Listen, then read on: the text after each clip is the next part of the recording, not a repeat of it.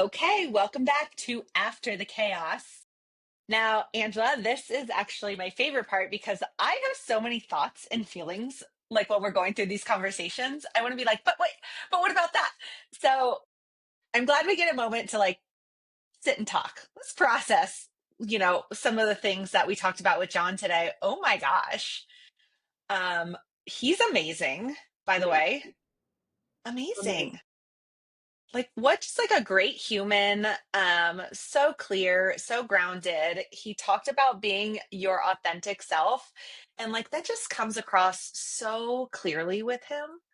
um yeah, you get to work with him all the time. Is that just like how he is that how he always is? Yeah, in fact, like from the very moment that we met at like a CEO advisory roundtable, and I remember him speaking and thinking, this man just like knows how to communicate. And that was the first thing that I noticed about him. And then hanging out during that meeting, he was talking about like all these adventures and he was asking really great questions in the meeting. So I just approached him and I was like, man, this is phenomenal. Like, can we speak about some of my goals? And he was like, well, actually, I'm just starting out my coaching and mentoring business. And he was like, why don't we work together? And I was like, I would love that. As a new startup CEO, I was craving that. Like, I don't want to have to go to my board with every idea that pops in my head. Like, I needed somebody to bounce ideas off of and figure out strategy and things like that. So he became that person to me. And then I, I, our relationship has grown over the last 3 years substantially. He's amazing to work with. And I'm glad that you got to see like his authenticity, can't even speak, really comes through no matter who he's speaking to or what he's doing. And so I loved, and we've spent years on this, is just getting clarity.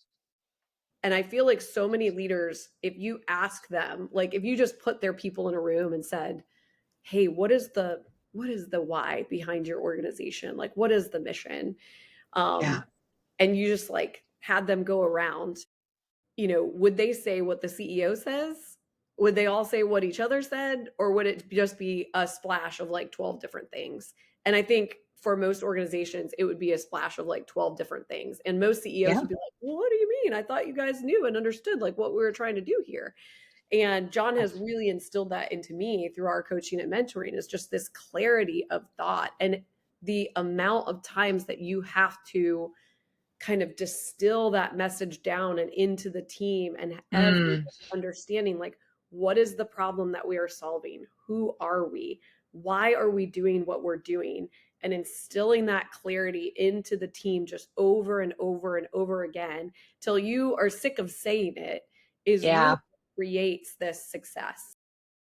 That leadership skill isn't really taught, right? So it's like when you think of leaders, you think of like the management, you think of the budgeting, you think of resources, future, where are we going?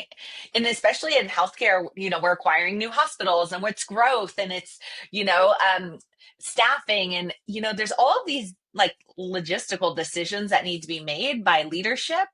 But, to John's point, it's about the leader leading us to somewhere and like being able to really clearly articulate where we're going. And then I think the other side is the feedback to say what you're doing is getting us there. Yes, that's what I mean. Yes, that is the direction. So when we talked about patient safety and we talked about budgeting and we talk about staff satisfaction and wellness and all of the things that you have to kind of juggle and balance as your operations, if you can do it through the lens of your vision, I think then the people who work there can interpret what you mean. What does it mean for me to show up to work? And in these moments, in the very minute details of my interactions with every patient, how is that fulfilling the vision? Actually, I think that communication, that understanding is really where some of the leadership thrive and Yeah. where healthcare systems actually really go somewhere. Even like if I give the example of Inflow Health and what we've done together, John and I, just on our strategic work, at the end of the day, if you asked a technology startup, like, what is your goal? What is your mission? Most startups would be like, it's growth, it's revenue, it's growth, it's revenue, right? What you really realize at the end of the day is that is not the metric. The metric is client success. The metric is, are we serving the need of these health system clinicians? And are we saving patient lives? Like, that is the mission. That is the goal. If you are doing those things well and your client success is sky high and you are serving the need and they have value and they love using your product and it creates efficiencies and it takes the manual processes out of their day and it's saving patient lives and it's doing all those things, then guess what? Everything else behind the scenes as far as the process measures all fall into place. And I think it's the Yeah. same with health systems. And yeah, I think that that's what he instilled in me is like, focus on the right thing, like focus on the right metric, and everything else will kind of fall into place. Like, then, yeah, will we have the growth numbers? Of course, because our clients are like screaming from the rooftops how amazing Inflow Health is. Like, what an easy Yeah. product to sell. And will technology be efficient and effective? Well, of course, because they have to, because client success is our main goal. So it really is kind of that, what he said, it's clarity. One thing I loved, I wanted to get your comment on it. So he started at HCA and he said he learned, like, what did he say, the logistics of Yeah. like the how to run a health system, and they do it well, right? And then he went to Peace Health, a faith-based organization, and he was like, and I learned the humanity of healthcare. And I think that is a beautiful thing to put those pieces together. But you're right, you can have leaders that like are really good at the logistics of running a company and running a strategy, but if you don't add the humanity and the authenticity and all of the like people skills and all of the leading of the teams and getting everybody kind of wrapped around the same initiative, then like all you have is somebody at the top like trying to drive to metrics and nobody that feels connected to them. Yeah. Yeah. I mean, that balance of logistics and humanity, can we just say, like, I think that is like the goal of my life just in general.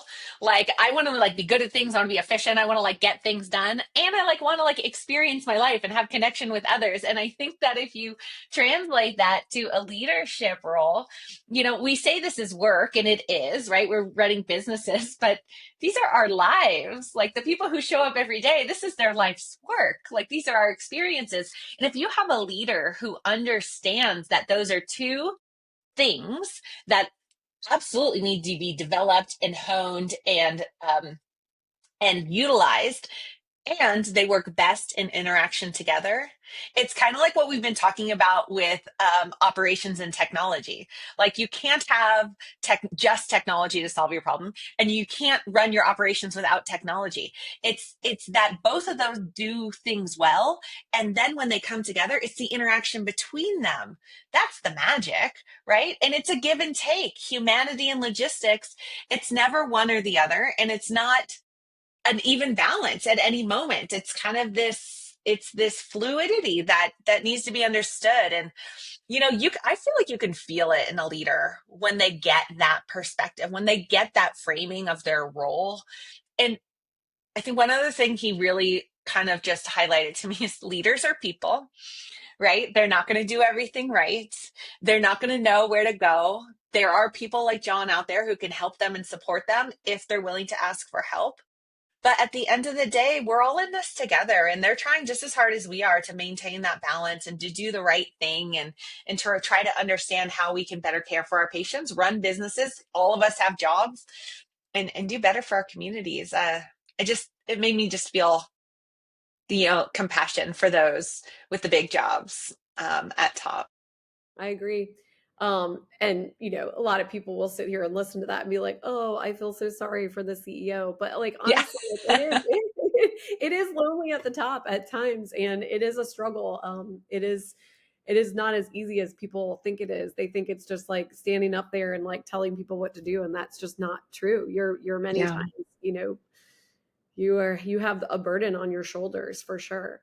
One thing that I loved, and I think we'll just wrap it up with this, is his commentary about because I honestly had never thought about it that way.